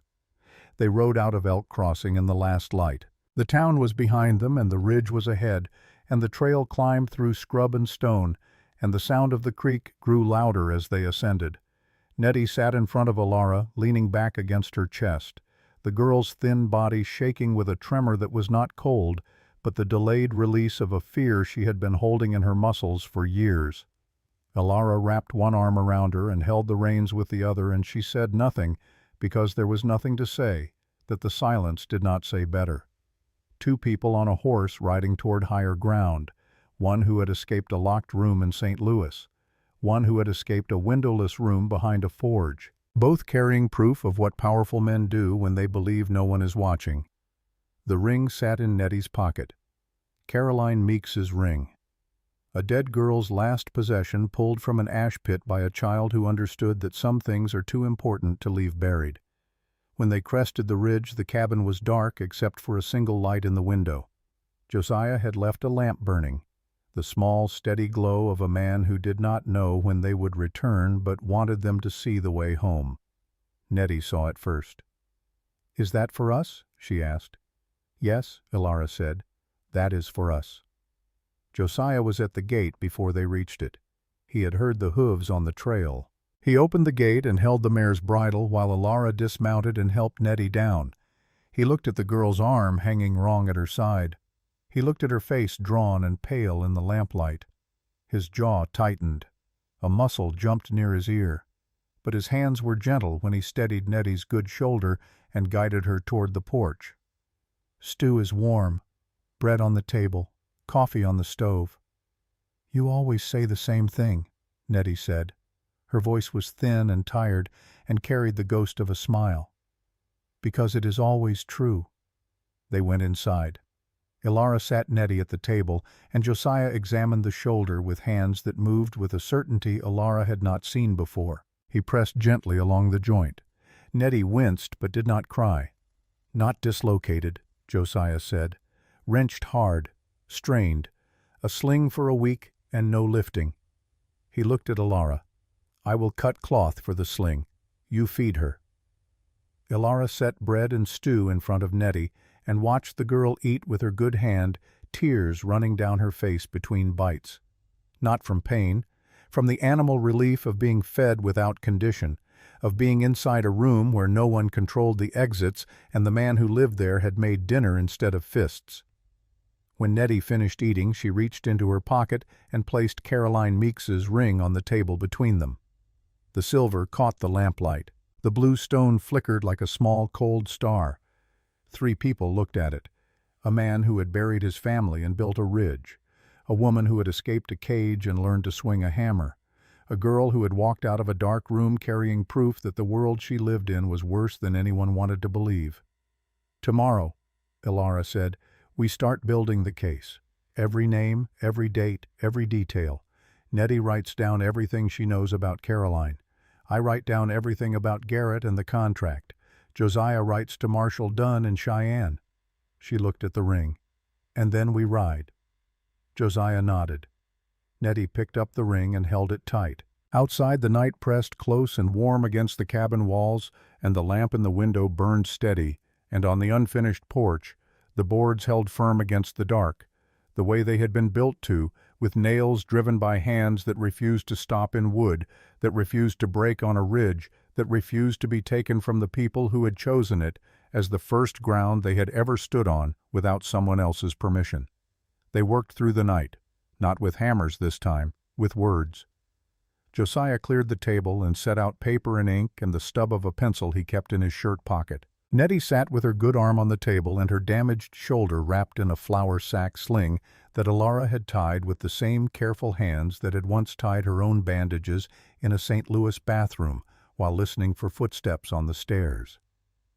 Netty spoke first. She spoke about Caroline Meeks, the way you speak about the dead when you are the only person left who remembers them correctly. Not with reverence, with specificity. Caroline liked peppermint candy and hated the color yellow. Caroline read dime novels behind the trading post counter and laughed at the parts that were supposed to be serious. Caroline had a way of tilting her head when she listened to someone that made the person talking feel like the only human being in the territory, and Caroline had said no to Silas Whitmore. Netty described the courtship, if it could be called that. Silas appeared at the trading post 3 times in 1 week. He brought gifts. A bolt of fabric, a bottle of perfume from Cheyenne, a book of hymns with her name written inside the cover in his careful handwriting. Caroline accepted the first gift out of politeness, returned the second, and left the third on the counter without opening it. On the 4th visit, Silas did not bring a gift. He brought a question. Caroline told Netty about it afterward, standing behind the trading post with her arms wrapped around herself and her voice shaking. He had asked her to marry him. She had said no, and something in his face changed. Not anger, something colder, the look of a man crossing a name off a ledger. 2 weeks later, Caroline was gone. Her cabin was empty. Her clothes were still in the wardrobe. Her mother's ring was not on her hand. Netty had found the ring 3 months later. She was sweeping the forge floor when her broom caught on a loose stone near the ash pit. She pried it up and found the ring wrapped in a scrap of cloth tucked into a hollow beneath the stone. She did not tell her uncle. She did not tell anyone.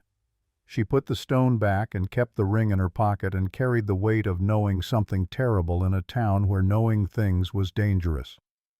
Elara wrote it all down.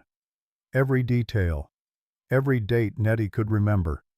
She wrote in a hand that was steady because she forced it to be steady, pressing the pencil hard enough to leave grooves in the paper beneath. Then Elara wrote her own account. She started with the night Garrett Sinclair first appeared in her father's parlor, and she ended with the confrontation at the gate that afternoon. She did not spare herself. She described the 2 years in his house with the clinical precision of a woman who had learned that emotion made people dismiss you and facts made them listen. She described the locked doors, the controlled meals, the night she lay awake counting footsteps. She described the leather strap on her wrist. She described the scar it left. She described her father, Elara Voss, the tailor who drank, the man who had once carried her on his shoulders through a rainstorm because she was afraid of the thunder, and who had signed away her future for the price of his debts. She wrote about him without anger because anger required energy she could not spare. She wrote about him with the exhausted clarity of a daughter who had stopped hoping her father would save her and started saving herself. Josiah wrote the letter to Marshal Dunn. He wrote slowly in his plain, leaning hand, and he did not ask Elara or Netty what to say. He knew. He had been composing the letter in his head since the day he first heard Silas Whitmore's name, since the day he understood that the town below his ridge was not a community but a machine built to serve one family's ambition. He addressed the letter to Marshal James Dunn, Territorial Office, Cheyenne. He wrote that he was a homesteader on federal land. He wrote that a citizen of Elk Crossing named Silas Whitmore had attempted to seize his property through economic coercion. He wrote that a woman under his protection had been pursued across state lines by a man named Garrett Sinclair, carrying a fraudulent betrothal contract obtained through the exploitation of an incapacitated person. He wrote that a minor named Netty Barlow had been physically assaulted by her guardian and possessed evidence relating to the disappearance of a young woman named Caroline Meeks. He signed it. He folded it. He sealed it with candle wax. Then he set down the pen and looked at both of them. "I know Dunn," he said. "We served together in the war, different company, same regiment."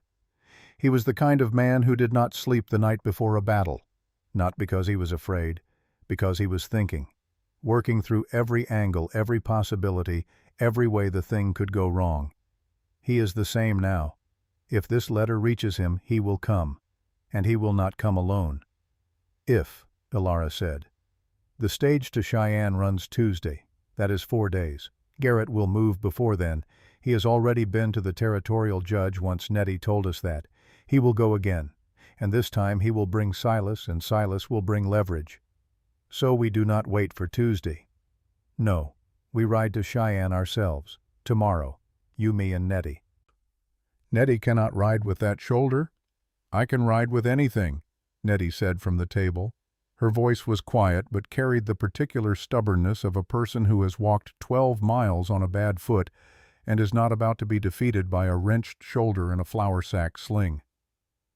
Elara looked at the girl, 14 years old, sitting at a table in a cabin built by a grieving man, holding a dead girl's ring in her pocket, volunteering to ride 2 days through open country to testify before a federal marshal about things that would make powerful men want her silenced.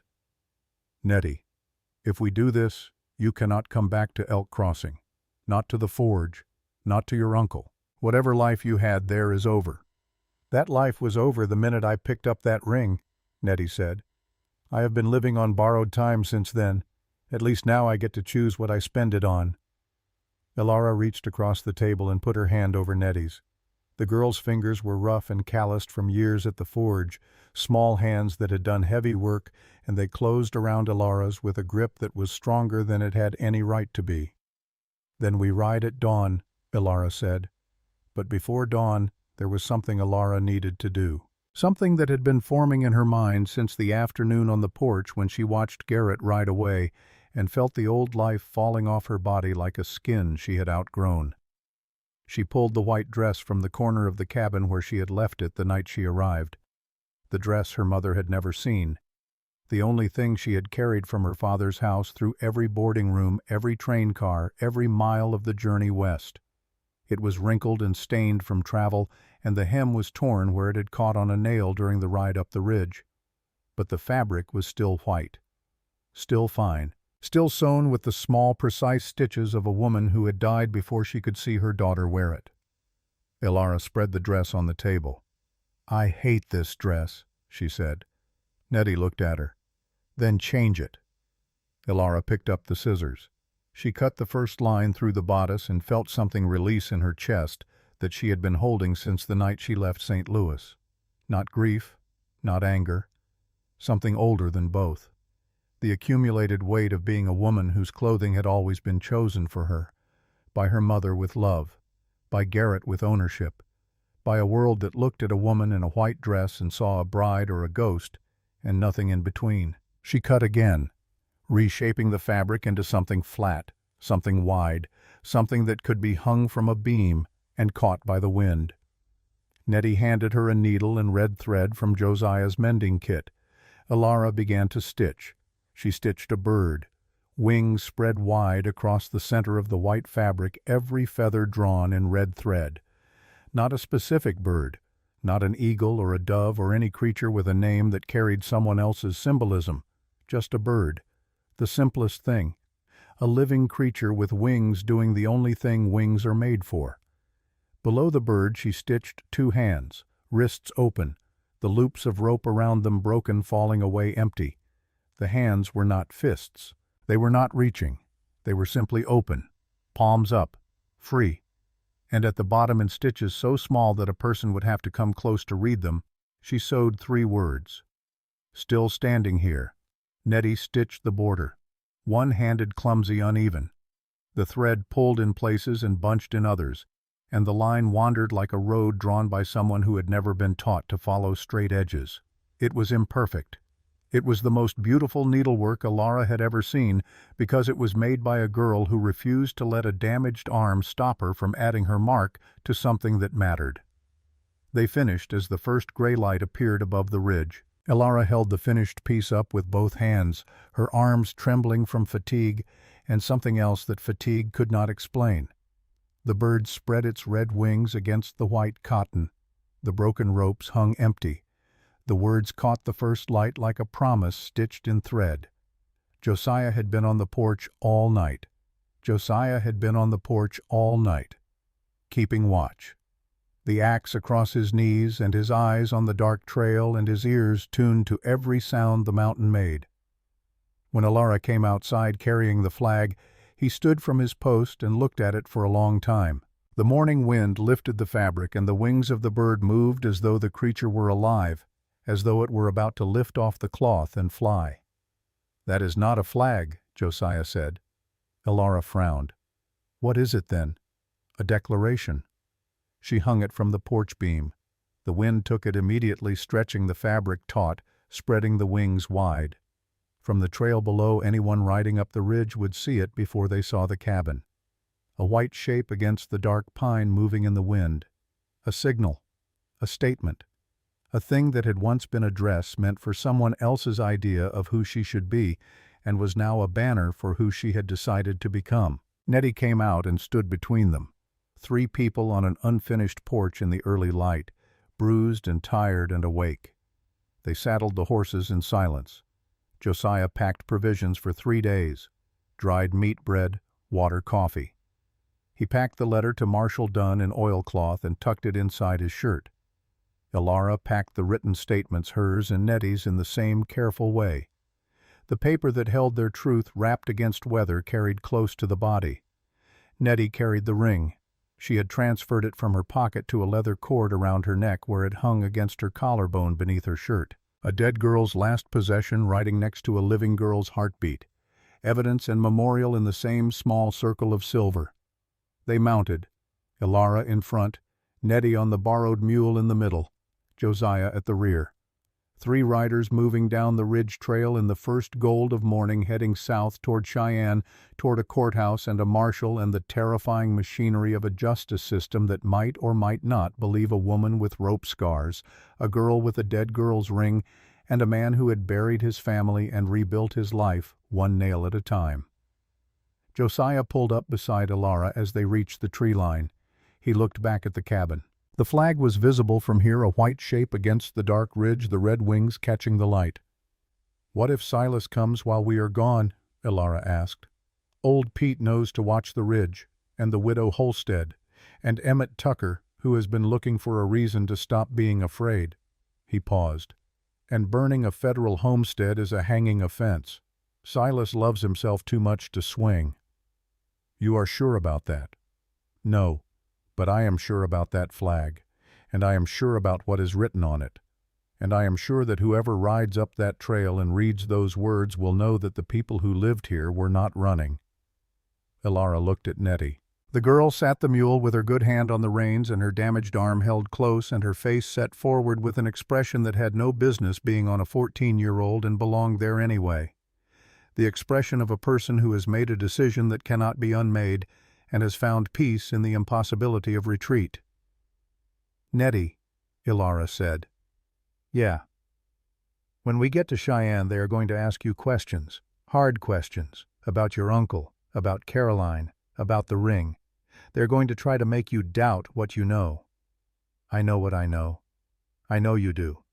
But they will push. Men in suits behind desks who have never been hit by someone who was supposed to protect them. They will use words like alleged and unsubstantiated, and they will ask you to prove things that should not need proving." Netty looked at her. "Elara, I let my uncle wrench my shoulder until something popped and I did not scream.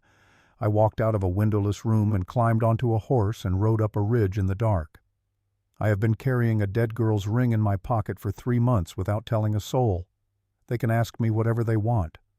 I have already answered harder questions than anything a man in a suit can think of." Elara held the girl's gaze. Then she turned forward and rode. The trail descended through scrub and dry grass, and the mountains rose ahead of them, purple and vast against a sky that had no clouds in it.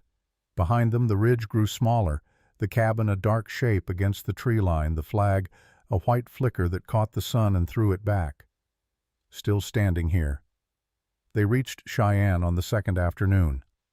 The territorial office was a squat stone building near the courthouse with a flag out front and a clerk behind a desk who looked like he had been born tired.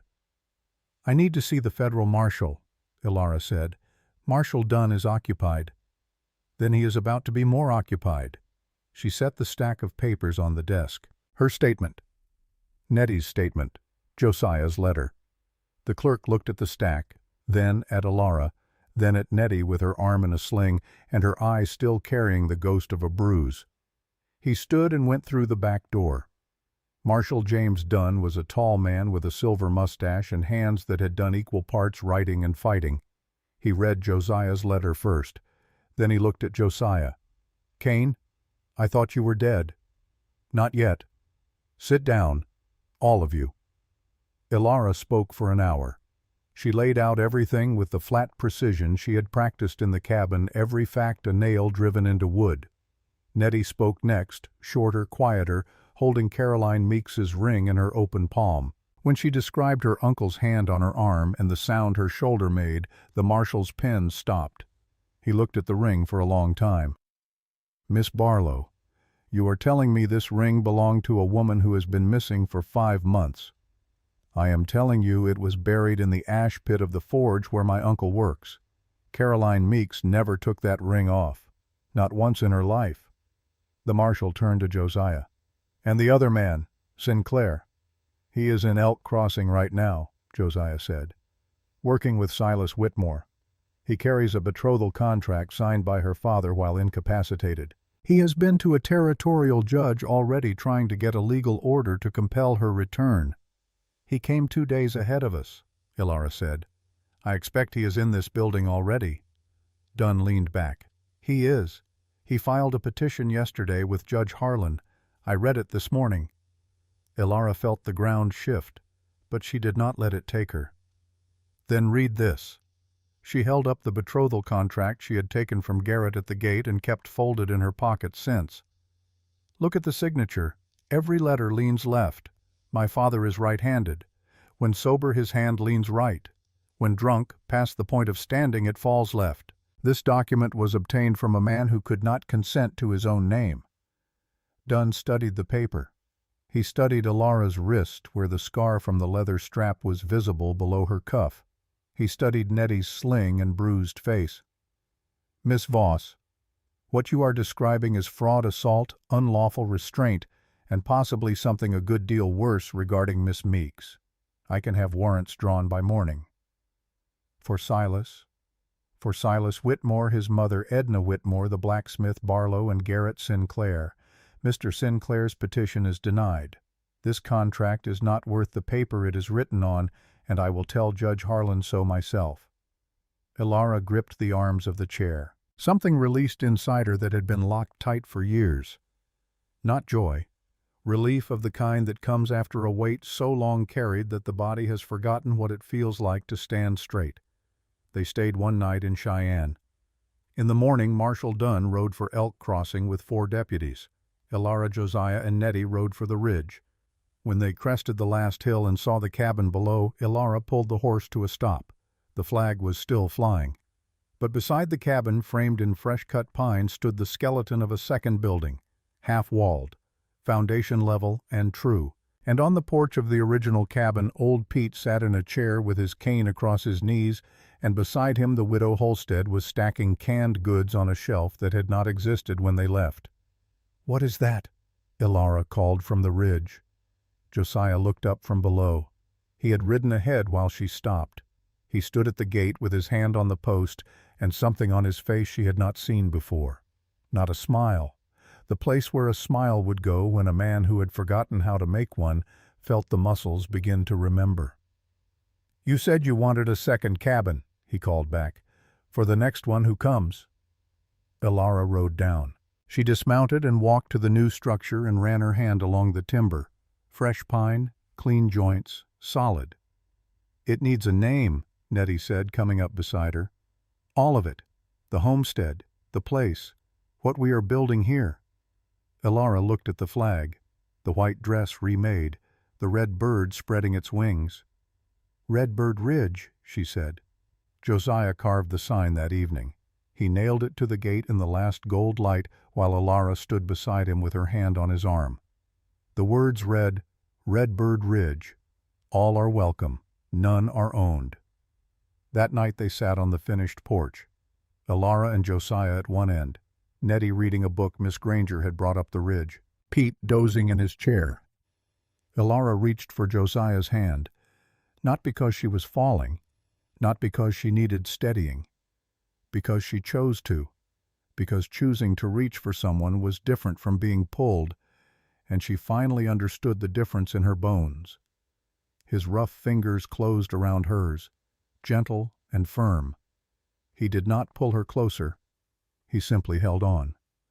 "Josiah." "Yeah. Thank you for the knife, for the cabin, for not asking me to be small." "You were never small, Elara. The world just kept trying to fit you in a smaller room." She leaned against his shoulder. The first time she had leaned against anyone by choice in longer than she could measure. 3 weeks later, word came by rider. Silas Whitmore convicted 7 years territorial prison. Edna Whitmore convicted 3 years. Barlow convicted of assault on a minor 5 years. Garrett Sinclair contract voided, expelled from the territory under threat of federal prosecution. And one morning after that, a woman Elara had never seen walked up the trail carrying a baby in one arm and nothing else. She stopped at the gate and said, "Is this the place the woman at the trading post told me about it? Said there was a flag." Elara came down from the porch. She looked at the woman's face, hollowed and bruised, and the baby pressed against her chest, and she opened the gate. "This is the place," she said. "Come inside." And on the ridge the flag flew. Not for Elara alone. Not for Netty alone. Not for Josiah or for Margaret or for Samuel or for Caroline Meeks or for any single person whose name the world had tried to erase. It flew for the space between them, for the ordinary miracle of refusing to look away, for the discovery that courage is not a single act, but a daily decision made by ordinary hands holding ordinary tools on ground that someone tried to take and could not. That they would build. That they would stand. That the gate would stay open. 3 riders moved south through the morning light. The dust rose behind them and settled, and the trail was empty, and the ridge was quiet, and the flag kept flying in a wind that did not stop, because the wind never stops. Not for grief, not for fear, not for the small, cruel men who believe they can own the sky by fencing in the ground beneath it. Still standing here. Because they were. Because she was. Because no rope ever made no contract, ever signed, no locked door, no turned back, no silence deep enough could hold a woman who had decided she was free. And the gate at Redbird Ridge never closed. Not that year, not the next, not in any of the years that followed when the name became a whisper passed between women across the territory. A name that meant safety, a name that meant someone had walked the hard road first and left a lamp burning in the window behind her. Elara Voss was sold by her father at 18. She was caged by a man who called it love at 20. She cut her own hair in a bathroom mirror and rode a train into the unknown at 22. She learned to drive nails on a ridge in Wyoming. She turned a white dress into a flag. She stood at a gate with a rifle in her hands and told the man who owned her that he did not. And every morning when she stepped onto the porch she had built with her own blistered, calloused, unbroken hands, she read the 3 words stitched in red thread on white cotton, and she said them aloud because saying them was how she kept them true.